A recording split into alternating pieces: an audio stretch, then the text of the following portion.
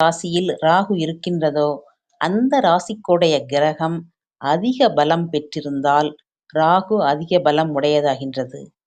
ராகு நின்ற ராசிக்குடையவர் பலமற்று வீழ்ச்சி நிலையில் இருந்தால் ராகு பலம் குன்றிவிட்டது என பொருள் கொள்ளலாம். ராகு பலம் பெற்றால் அந்த ஜாதகரின் தந்தை வகையில் பாதிப்புகள் அதிகம் என்பதையும் தெரிந்து கொள்ள வேண்டும். ராகுவிற்கு என்று தனி போக்கோ அல்லது கேதுவுக்கு என்று ஒரு தனி பாதையோ கிடையாது. அவர்கள் நின்ற வீட்டு அதிபர்களின் நிலைக்கு ஏற்பவே இவர்கள் செயலாற்றுவார்கள். 1வது இடம் தனது கேந்திரம், 4வது இடம் தாய் கேந்திரம், 7வது இடம் தார கேந்திரம், 10 தன மீட்பு கேந்திரம்.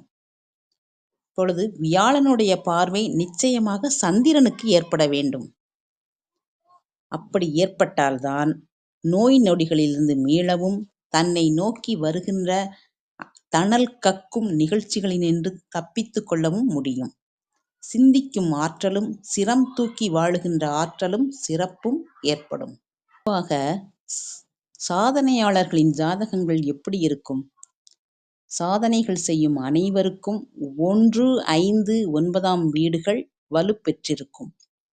பொதுவாக 1ஆம் பாவம் வலுத்திருக்கும் பட்சத்தில் ஜாதகர் நல்ல உடல் வலிமையையும் திறமையையும் பெற்று இதர பாவங்களின் தன்மைகளுக்கு ஏற்ப தன்னை இயக்கிக் கொள்ளக்கூடும்.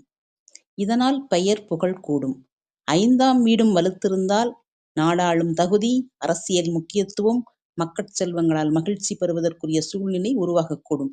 எந்த துறையில் ஈடுபட்டாலும் அரசு அந்தஸ்தை பெறுவதற்கு வாய்ப்பு உண்டாகும்.